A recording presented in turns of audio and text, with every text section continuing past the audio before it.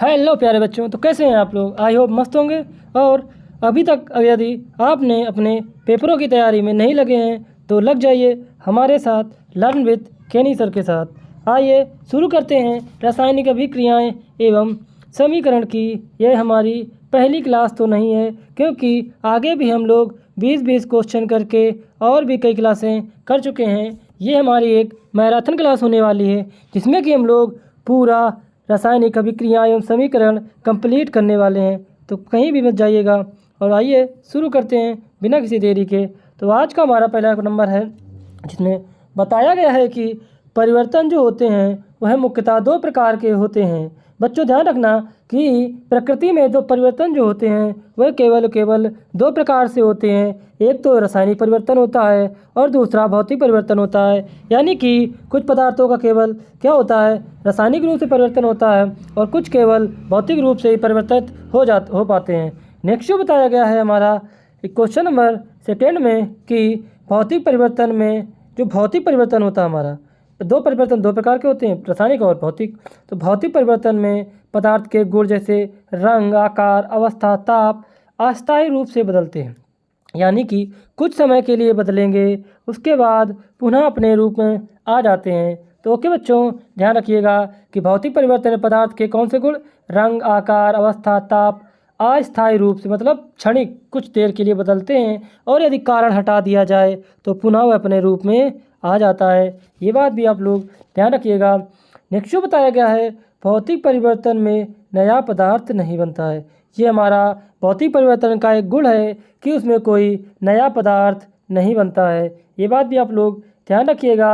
Next जो बताया गया है कि क्वेश्चन नंबर 4 में भौतिक परिवर्तन में मूल पदार्थ के विशिष्ट गुण में परिवर्तन नहीं होता है। यानी कि जो पदार्थ के विशिष्ट गुण होते हैं, यानी कि जो उसकी एनर्जी होती है, जो उसकी ताप होती है, उसमें कोई प्रकार का क्या अंतर नहीं होता है। यह हमारे भौतिक परिवर्तन में होता है।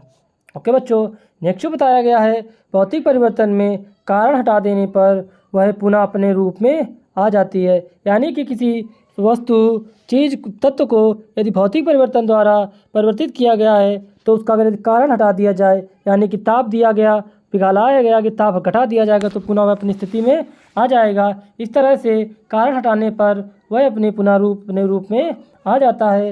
नेक्स्ट जो बताया गया है कि भौतिक परिवर्तन में मुख्य 4 कारक होते हैं। जो भौतिक परिवर्तन होते हैं वह मुख्य 4 कारकों द्वारा होता है। यानी कि वो 4 कारक होते हैं। कितने कारक होते हैं बच्चों? वह 4 कारक होते हैं, 4 कारक होते हैं जो इसको क्या करते हैं, जो इसमें इसका कारण बनते हैं। वो 4 कारक होते हैं, या तो प्रकाश की सहायता से, या ऊष्मा में परिवर्तन, या उसको चुंबकीय बना दिया जाए। क्या बच्चों? या तो उसको हम लोग चुंबकीय बना दें, या तो उसमें विद्युत धारा प्रवाहित कर दें। ये मुख्य 4 कारक होते हैं भौतिक परिवर्तन के। ये बात भी आप लोग ध्यान रखिएगा। नेक्स्ट जो बताया गया है, जिन पदार्थ कोई पदार्थ है उसके अणुओं की आंतरिक संरचना एवं अव्यवस्था में परिवर्तन हो जाता है, अर्थात पदार्थ का रासायनिक परिवर्तन कहलाता है। यानी कि बच्चों, कोई तत्व, कोई पदार्थ यदि उसके अणुओं की आंतरिक संरचना बदल जाती है, उसकी व्यवस्था बदल जाती है, ऐसे परिवर्तन को हम लोग कौन सा रासायनिक परिवर्तन बोलते हैं। ये बात भी आप लोग ध्यान रखिएगा। नेक्स्ट जो बताया है, रासायनिक परिवर्तन में किसी पदार्थ के अणु में उपस्थित परमाणुओं की प्रकृति और संख्या में परिवर्तन नहीं होता है। यानी कि कह सकते हैं कि कोई पदार्थ है, उसके अणु में उपस्थित परमाणु की संख्या और प्रकृति में केवल परिवर्तन नहीं होता है, बाकी सारे उसके गुणधर्म क्या हो जाते हैं, बाकी उसके सारे गुणधर्म हमारे क्या हो जाते हैं, बदल जाते हैं। ये बात भी आप लोग ध्यान रखिएगा। नेक्स्ट जो बताया गया है कि यदि H2O में ऑक्सीजन का एक अणु बढ़ा दिया जाए, यानी कि हमारे पास जैसे कि H2O दिया है और उसमें हम लोग ऑक्सीजन का एक अणु जोड़ दें, बढ़ा दिया जाए, तो हाइड्रोजन का ऑक्साइड बन जाता है। क्या बन जाता है? हाइड्रोजन का ऑक्साइड बन जाता है। यानी कि हाइड्रो ऑक्साइड बनेगा। क्या बनेगा? हाइड्रो ऑक्साइड बनेगा। ओके बच्चों, नेक्स्ट जो बताया गया है कि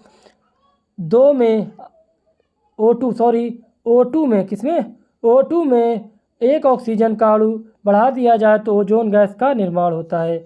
यानी कि ये हमारे पास O2 था। यदि इसमें हम ऑक्सीजन का एक और परमाणु देते हैं तो यह O3 बनता है। O3 ओजोन गैस का निर्माण करती है, यानी कि ओजोन गैस ही O3 होती है। ये बात भी आप लोग ध्यान रखिएगा। नेक्स्ट जो बताया गया है कि पदार्थों के दहन में, किसमें, कोई भी पदार्थ को जलाने में ऑक्सीजन प्रयुक्त होकर, यानी ऑक्सीजन जो होती है, ऑक्सीजन की सहायता से हर पदार्थ जलता है, ऊष्मा और प्रकाश उत्पन्न करते हैं। ये बात आप लोग ध्यान रखिएगा। आपको वो विकल्प ही पूछेगा पदार्थों के दहन में क्या आवश्यक है। पदार्थों के दहन में ऑक्सीजन आवश्यक होती है, यानी कि हमें ऑक्सीजन, ये जो O होता है, इसकी क्या पड़ती है, इसकी हमें आवश्यकता रहेगी। क्यों? क्योंकि ऑक्सीजन की सहायता से ही किसी पदार्थ को जलाया जा सकता है। ओके बच्चों, नेक्स्ट जो बताया गया है कि मोमबत्ती, कोयला, कागज़, पेट्रोल आदि के जलने पर हमें कौन सी गैस मिलेगी। तो बच्चों ध्यान रखिएगा, हमें कार्बन डाइऑक्साइड यानी कि CO2 गैस प्राप्त होगी। ये बात भी आप लोग ध्यान रखिएगा। ओके बच्चों, नेक्स्ट जो बताया है कि सूक्ष्म जीवों की सहायता से, आप ध्यान से सुनना, सूक्ष्म जीवों की सहायता से होने वाले रासायनिक परिवर्तन को क्या कहेंगे, उसे हम लोग किण्वन बोलेंगे। क्या बोलेंगे? उसको हम लोग किण्वन बोलते हैं। क्या बोलेंगे बच्चों? उसे हम लोग किण्वन अभिक्रिया बोलेंगे। यह एक प्रकार की हमारी रासायनिक अभिक्रिया होती है। कैसी अभिक्रिया होती है बच्चों? यह हमारी रासायनिक अभिक्रिया हो जाती है।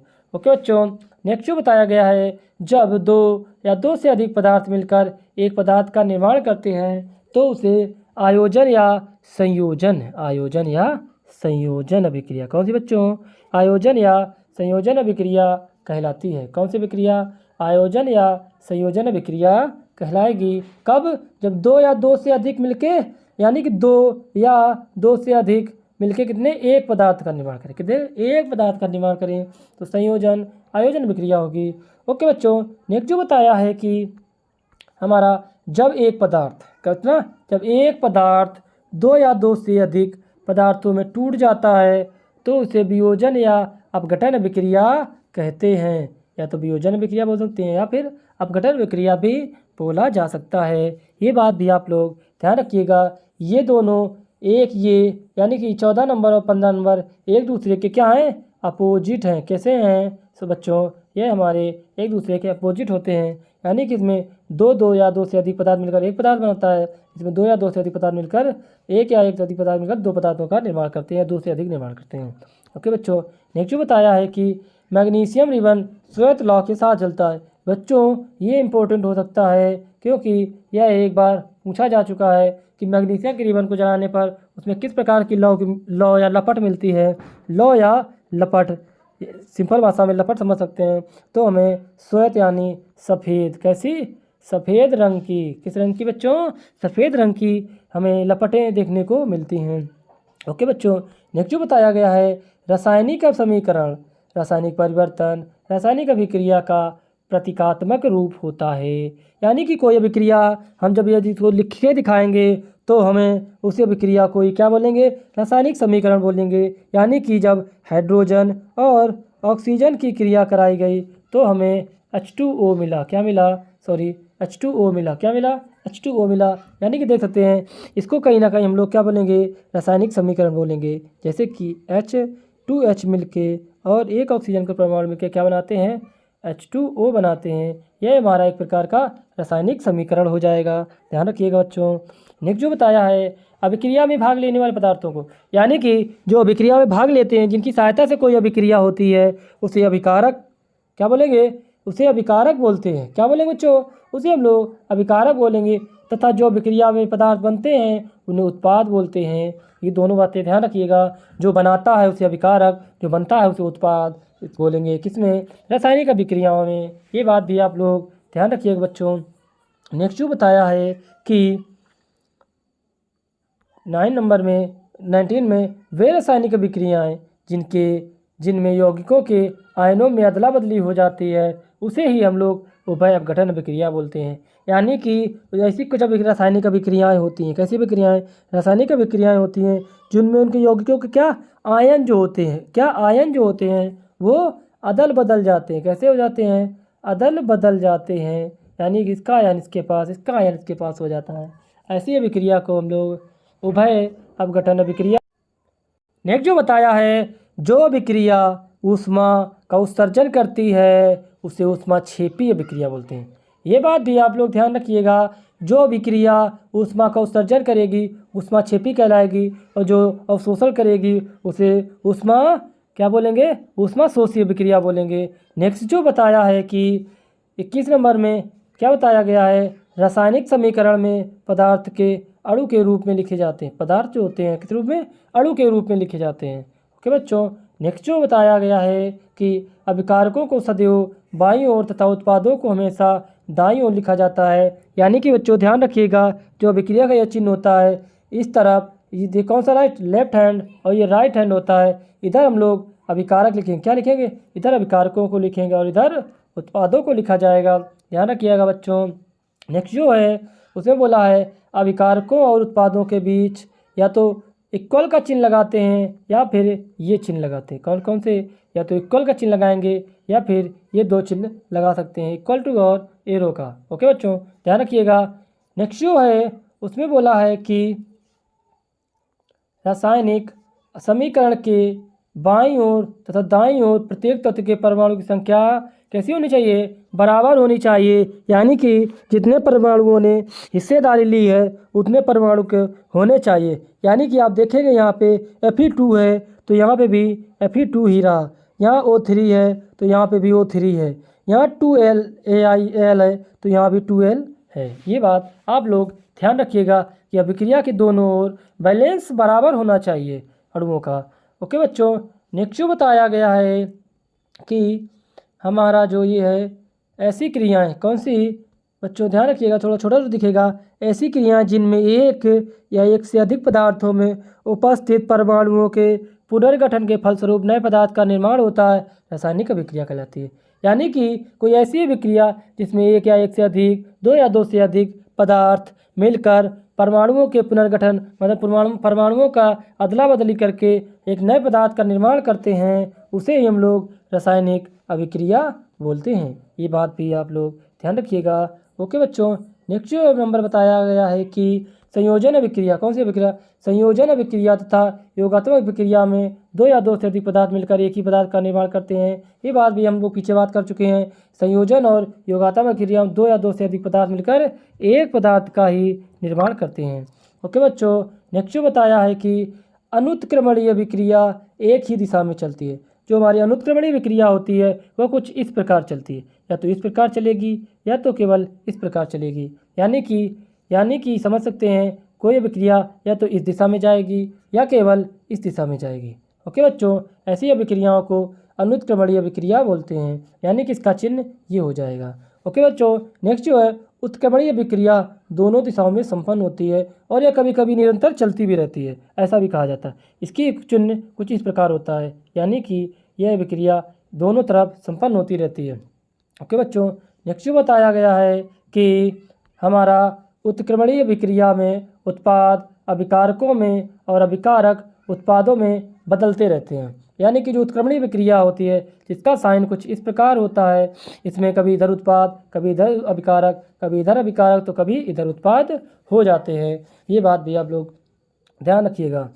ओके बच्चों, जब अग्र तथा पश्च अभिक्रिया का वेग समान हो जाता है, जब अग्र और पश्च अभिक्रिया का वेग समान हो जाता है तो उसे ही हम लोग साम्यावस्था कहते हैं। यानी कि अब कोई अभिक्रिया नहीं होगी, दोनों तरफ समान वेग हो गया है, ऐसे क्रिया को साम्यावस्था कहा जाता है।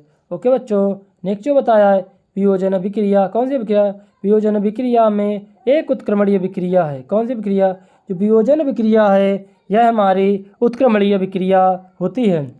नेक्स्ट जो बताया है कि ऊष्मीय वियोजन में यौगिकों को गर्म करने पर वह दो या दो से अधिक छोटे अणुओं में परिवर्तित हो जाती है। किसमें, वियोजन अभिक्रिया जो होती है, उसमें वियोजन जो होता है उसमें यौगिक गर्म करने पर दो या दो से अधिक छोटे अणुओं में, कितने छोटे अणुओं में क्या हो जाता है, छोटे अणुओं में विभक्त हो जाता है। क्या हो जाता है, विभक्त हो जाता है, यानी कि टूट जाता है। ये बात भी आप लोग कहीं ना कहीं ध्यान रखिएगा, इम्पोर्टेंट होने वाली है। नेक्स्ट जो है बच्चों, ये पूरी आपकी रासायनिक अभिक्रिया के इम्पोर्टेंट क्वेश्चन आपके सामने लाए गए हैं, तो क्लास को बिल्कुल स्किप मत करिएगा। ये आपकी एक क्लास आपको पेपरों में 10 से 20 नंबर दिलाने की गारंटी रखती है। तो बच्चों ध्यान रखिएगा, आयनिक वियोजन में संयोजक यौगिक को जल में घोला जाता है तो वह धनायन और ऋणायन विभक्त हो जाता है। यानी ध्यान रखिएगा, जब आयनिक वियोजन हो, जब यदि आयन का नाम आएगा तो प्लस माइनस ही होगा। क्या होगा, या तो प्लस होगा या माइनस होगा, माइनस होगा या प्लस होगा। संयोजक क्या हो, जल में घोला जाता है तो वह अपने आयनों में टूट जाता है। किसमें टूट जाएगा, आयनों में टूट जाता है। नेक्स्ट जो है उसमें बताया गया है कि अपघटन अभिक्रिया एक अनुत्क्रमणीय अभिक्रिया है। कौन सी अभिक्रिया है, जो ये अपघटन अभिक्रिया है यह अनुत्क्रमणीय अभिक्रिया हो जाती है। कैसी अभिक्रिया होती है, यह हमारी अनुत्क्रमणीय अभिक्रिया हो जाती है। ये बात भी आप लोग ध्यान रखिएगा बच्चों। वियोजन अभिक्रिया में पदार्थों के ताप, दाब आदि में परिवर्तन करने पर दो या दो से अधिक पदार्थों में टूट जाती है। किसमें, वियोजन अभिक्रिया में पदार्थ के ताप, दाब में परिवर्तन करने पर यह दो या दो से अधिक पदार्थों में क्या हो जाती है, टूट जाती है। नेक्स्ट जो है, वियोजन अभिक्रिया में कारण हटा देने पर वह पुनः अपने मूल रूप में आ जाती है। ये बात भी आप लोग ध्यान रखिएगा, जो वियोजन अभिक्रिया होती है उस पर कई कारण हटा दें तो वह पुनः अपने रूप में आ जाती है। ओके बच्चों, नेक्स्ट जो बताया है कि हमारा अपघटन अभिक्रिया में, किसमें बच्चों, अपघटन अभिक्रिया में हमारा जो अभिक्रिया में एक बड़ा यौगिक बाहकारक ऊष्मा और विद्युत उपस्थिति में दो या दो से अधिक अभिघटकों में क्या हो जाता है, विभक्त हो जाता है। किसमें, अपघटन अभिक्रिया जो होती है उसमें एक बड़ा यौगिक बाहकारक जैसे ऊष्मा या विद्युत की उपस्थिति में दो या दो से अधिक पदार्थों में टूट जाता है और विभक्त हो जाता है। ओके बच्चों, नेक्स्ट जो बताया गया है कि अपघटन अभिक्रिया में बाहकारक हटाने पर वह अपना पूर्ण रूप में आ जाता है। उसमें अपघटन में जब पदार्थ को ऊष्मा दी जाती है तो वह दो या दो से अधिक छोटे यौगिकों में टूट जाता है। ये बच्चों बार बार कुछ देखने को मिल रहा है, यानी कि कहीं ना कहीं आपको यह इम्पोर्टेंट मिलेगा और यह आपके लिए हेल्पफुल होने वाला है। तो ज़रूर ध्यान रखिएगा, यहीं से कहीं ना कहीं आपके 20 में 40 क्वेश्चनों में से आपको 4, 6 से 7 क्वेश्चन जरूर देखने को मिलेंगे और संपूर्ण पार्ट का आप इसी से रिवीजन कर सकते हैं। नेक्स्ट जो हमारा है उसमें हम लोग बहुविकल्पी क्वेश्चन देखने वाले हैं, जिसमें बताया गया है कि रासायनिक अभिक्रिया में ये जो चिन्ह होता है किस अवस्था का प्रतीक है। तो बच्चों ध्यान रखना, ये थोड़ी फास्ट क्लास होने वाली है। यह हमारा गैस का चिन्ह है। किसका चिन्ह है, यह हमारा guess. Answer number C right हो जाएगा। ओके बच्चों, नेक्स्ट जो बताया गया है कि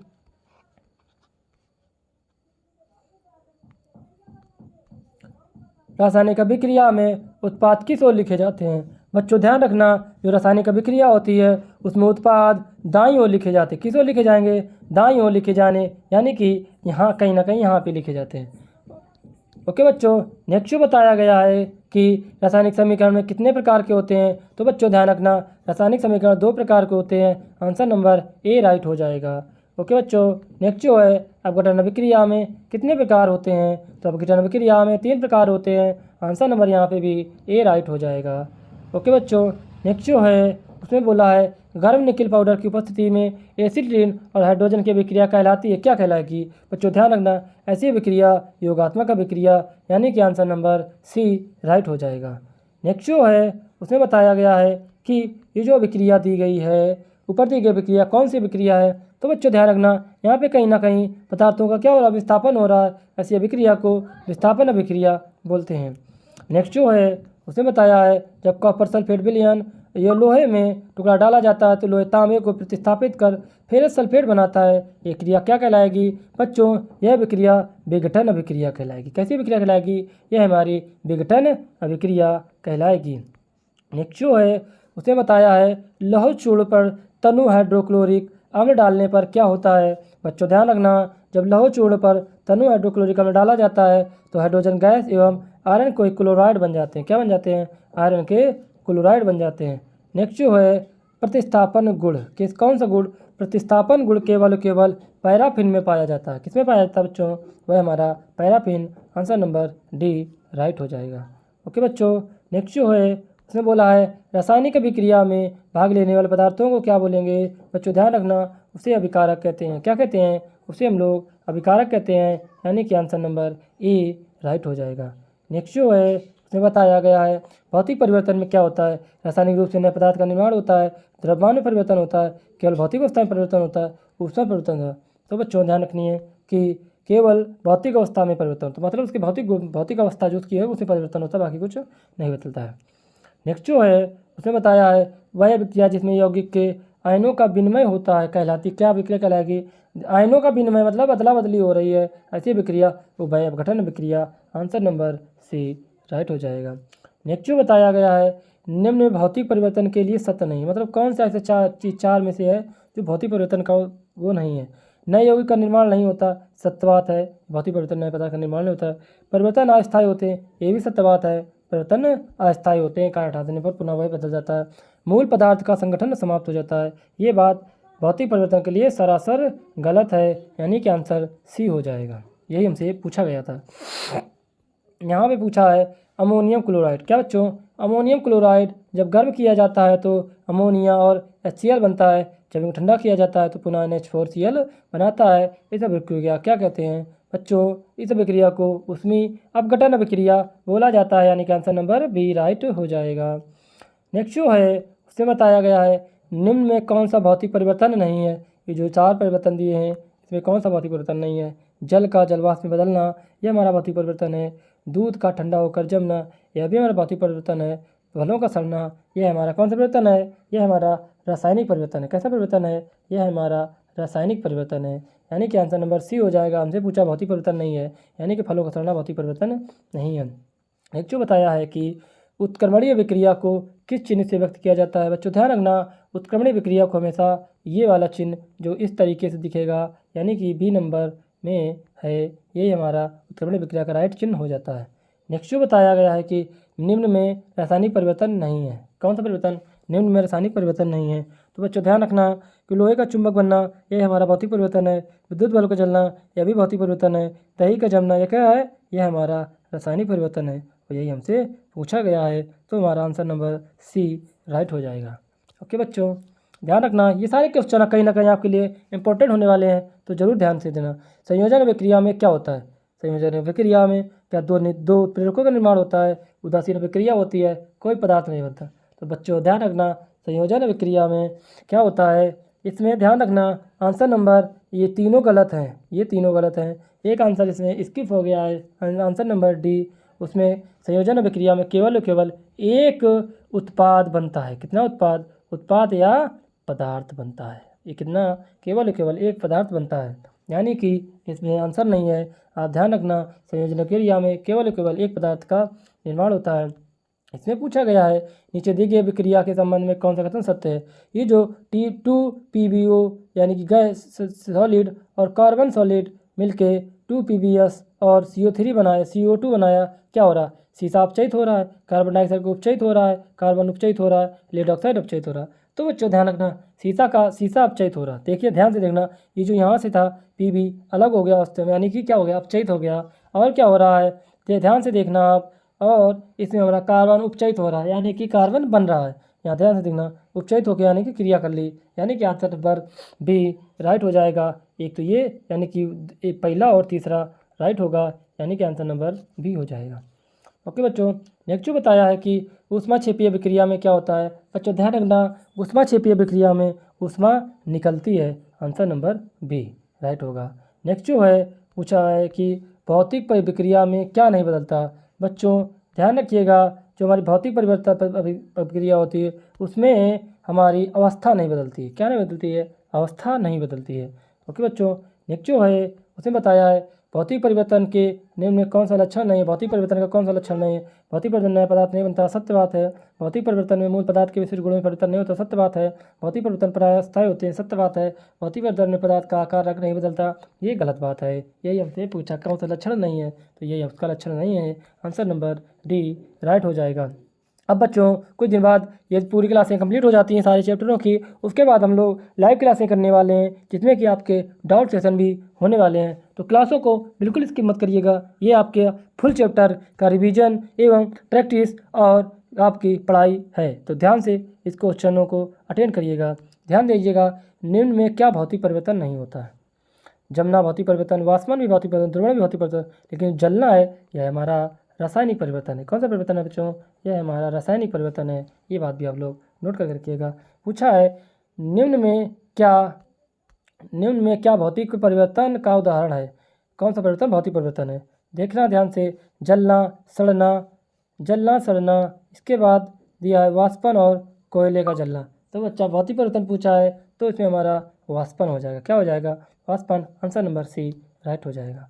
नेक्स्ट जो बताया है कि निम्न में रासायनिक परिवर्तन का उदाहरण है। किसका उदाहरण? रासायनिक परिवर्तन का उदाहरण है तो वाष्पन, जंग लगना, जमना, द्रवण। रासायनिक पूछा है तो जंग लगना। क्या? जंग लगना एक रासायनिक प्रक्रिया है, यानी कि आंसर नंबर बी राइट हो जाएगा। ओके बच्चों, नेक्स्ट जो पूछा है कि निम्न में क्या रासायनिक परिवर्तन का उदाहरण नहीं है। ये नहीं शब्द बहुत गड़बड़ करता है। क्वेश्चन को पूरा और ध्यान से पढ़िएगा बच्चों, बिल्कुल भी जल्दबाजी आपको पेपरों में नहीं करनी है। आपकी जल्दबाजी आपका 2-3 नंबर का नुकसान करा सकती है। पूछा है रासायनिक परिवर्तन का उदाहरण नहीं है, किण्वन रासायनिक परिवर्तन है, जंग लगना भी रासायनिक परिवर्तन है, जलना भी रासायनिक परिवर्तन, लेकिन जमना हमारा भौतिक परिवर्तन है। यानी कि हमसे पूछा जो रासायनिक परिवर्तन नहीं हुआ है भौतिक परिवर्तन, यानी कि आंसर नंबर सी राइट हो जाएगा। नेक्स्ट जो है कार्बन को जलाने पर कौन सी क्या मिलता है हमें? कार्बन को जलाने पर हमें क्या मिलता है, क्या नहीं मिलता? तो बच्चों ध्यान रखना, कार्बन को जलाने पर हमें ऊष्मा भी मिलती है, प्रकाश भी मिलता, लेकिन ऑक्सीजन नहीं मिलती। यही हमसे पूछा क्या नहीं मिलता, तो हमें ऑक्सीजन नहीं मिलती है। आंसर नंबर बी राइट हो जाएगा। नेक्स्ट जो बताया गया है कि किण्वन रासायनिक परिवर्तन में किसमें उपयोगी है? दूध से दही बनाने में। किसमें उपयोगी नहीं है? ध्यान से देना बच्चों, किण्वन रासायनिक परिवर्तन में किसमें उपयोगी नहीं है? तो ध्यान रखना, दूध से दही बनाने में किण्वन अभिक्रिया का निर्माण होता है। मृत जीवों का सड़ना यह विकिण्वन है, फलों का सड़ना यह विकिण्वन है, लेकिन बीजों का उगाने में सहायता करना यह किण्वन अभिक्रिया के अंतर्गत नहीं आता है। यानी कि यही हमारा आंसर नंबर डी राइट हो जाएगा। नेक्स्ट जो बताया है कि मैग्नीशियम को जलाने पर हमें कैसी लौ प्राप्त होती है? तो बच्चों ध्यान रखना, जब मैग्नीशियम को जलाया जाता है तो श्वेत यानी कि सफ़ेद रंग की हमें लपटें देखने को मिलती हैं। ध्यान रखिएगा। नेक्स्ट जो बताया है कि अभिक्रिया में किन पदार्थों का निर्माण होता है, उन्हें क्या कहलाते हैं? अभिक्रिया में जो पदार्थ बनते हैं, ध्यान रखिएगा, बार बार बताया गया है, जो पदार्थ बनता है उसे उत्पाद बोलते हैं और जो बनाता है उसे अभिकारक बोलते हैं। बनना और बनाना दोनों अलग बातें हैं। बन के ऑक्सीजन का रासायनिक सूत्र क्या है? तो बच्चों ध्यान रखना, ऑक्सीजन का सूत्र ओ होता है। क्या होता है? ओ होता है। पूछा है निम्न में अभिक्रिया, निम्न में कौन संतुलित नहीं है? तो ध्यान रखिएगा, संतुलित अभिक्रिया हम देखते हैं कुछ इस प्रकार, ध्यान से देखना, यहाँ H2 था तो यहाँ भी 2H हो गया, यहाँ Cl2 था तो यहाँ भी 2Cl है, 2HCl हो गया, यानी कि इससे ये संतुलित है। नेक्स्ट हो गए NH3HCl, NH4, देखो H एक 3 हाइड्रोजन ये थे कि 4 हाइड्रोजन हो गए, अन्य सोडियम का एक था एक रह गया, और नाइट्रोजन का एक था एक रह गया, और क्या Cl2 का एक Cl एक था Cl एक रहा, यानी कि ये भी क्या संतुलित है कहीं ना कहीं। नेक्स्ट जो है इसमें देखेंगे 2KClO3, यहाँ पे 2KCl तो है लेकिन O3 होना चाहिए था, यहाँ तो O2 है, ये संतुलित नहीं है। यही हमारा आंसर नंबर सी राइट हो जाएगा। ये बात भी ध्यान रखिएगा। निम्न पूछा है कि निम्न में रासायनिक समीकरण का लाभ है, मैंने जो दिए गए हैं उसमें रासायनिक समीकरण लाभ है, रासायनिक समीकरण क्या क्या लाभ है? तो ध्यान देना, अभिकारकों और किसमें अभिकारकों तथा उत्पादों की भौतिक अवस्था का ज्ञात होती है, गलत बात। रासायनिक अभिक्रिया की गति का अनुमान लगता है, नहीं लग पाता है। अभिकारकों और उत्पादों के मूल्यों अनुमान होने पर उनके द्रव्यमान का बोध होता है, यही सत्य बात है, यानी कि आंसर नंबर सी राइट हो जाएगा। नेक्स्ट जो है उसमें बताया गया है कि अभिक्रिया में ये जो चिन्ह है इसको क्या दर्शाने के लिए प्रयुक्त होता है? तो बच्चों ध्यान रखना, हमने पहला क्वेश्चन में किया था बहुविकल्पी में, तो इसको हम लोग गैस के लिए दर्शाते हैं। किसके लिए? गैस के लिए दर्शाते हैं। नेक्स्ट जो पूछा है कि अवक्षेप को अभिक्रिया में किस चिन्ह द्वारा निरूपित किया जाता है? जो हमारा अवक्षेप होता है उसको कुछ इस प्रकार चिन्ह, यानी कि नीचे तरफ एरो को, यानी कि आंसर नंबर बी राइट हो जाएगा बच्चों, ध्यान रखिएगा। नेक्स्ट जो है तो पूछा है निम्न में अभिक्रियाओं में से कौन रासायनिक अभिक्रिया का उदाहरण नहीं है? मतलब 4 जो उदाहरण दिए हैं उसमें रासायनिक अभिक्रिया का उदाहरण नहीं है। योगात्मक अभिक्रिया रासायनिक अभिक्रिया, वियोजन अभिक्रिया भी रासायनिक अभिक्रिया है, और विस्थापन अभिक्रिया भी रासायनिक अभिक्रिया है, लेकिन ये ऊर्ध्वपातन अभिक्रिया यह हमारी भौतिक प्रक्रिया कौन सी है? यह हमारी भौतिक अभिक्रिया है। यही हमारा आंसर नंबर डी राइट हो जाएगा। ओके बच्चों, नेक्स्ट जो बताया है शुद्ध जल का पीएच मान कितना होता है? बच्चों ये क्वेश्चन आपको बार बार देखने को मिलेगा, तो ध्यान रखिएगा, शुद्ध जल का पीएच मान 7 होता है। अगर इसके ऊपर जाएंगे, 7 से ऊपर जाएंगे तो क्षार मिलेंगे। क्या मिलेंगे? क्षार मिलेंगे। और इसके नीचे आएंगे तो अम्ल मिलेंगे, यानी कि अम्लीय होगा ऊपर क्षारीय होगा। नेक्स्ट जो है पूछा है कि जो इंसुलिन होता है वह कहाँ से स्रावित होता है? तो बच्चों ध्यान रखना, जो हमारा इंसुलिन होता है वह कहीं ना कहीं, ध्यान रख लीजिएगा आप, अग्नाशय से ही स्रावित होता है। ये बात भी आप लोग ज़रूर ध्यान रखिएगा। ये क्वेश्चन में ज़रूर पूछेगी। ये क्वेश्चन आपका बायो का है और पिछले साल आपके पेपरों में पूछा जा चुका है। ओके बच्चों, नेक्स्ट जो है सामान्य एक लिंगी नर पुष्प में नहीं पाया जाता। बच्चों ध्यान रखना, सामान्य एक लिंगी नर पुष्प में बाह्यदल नहीं पाया जाता है। बच्चों ध्यान रखिएगा। आज का हमारा लास्ट क्वेश्चन होने वाला है, जीवाश्म ईंधन को जलाने पर देता है क्या देता है। तो बच्चों जितने भी जीवाश्म ईंधन पेट्रोल, डीजल, कोयला है, इन सबको जलाने पर हमें कार्बन डाइऑक्साइड, कार्बन के ऑक्साइड मिलते हैं। क्या मिलते हैं? कार्बन के ऑक्साइड मिलते हैं, यानी कार्बन डाइऑक्साइड मिलती है नहीं। बच्चों अगर आपको क्लास अच्छी लगी हो तो हमारे लर्न विद केनी सर को अभी सब्सक्राइब करके अपने दोस्तों तक ज़रूर शेयर करें, क्योंकि यह 40 क्वेश्चन आपको आपके पेपरों में कहीं ना कहीं ज़रूर देखने को मिलेंगे। और यह पूरी क्लास आपको हमारे प्ले लिस्ट में भी महामैराथन सीरीज़ में मिलेगी। तो बच्चों मिलते हैं नेक्स्ट वीडियो में, तब तक के लिए टाटा।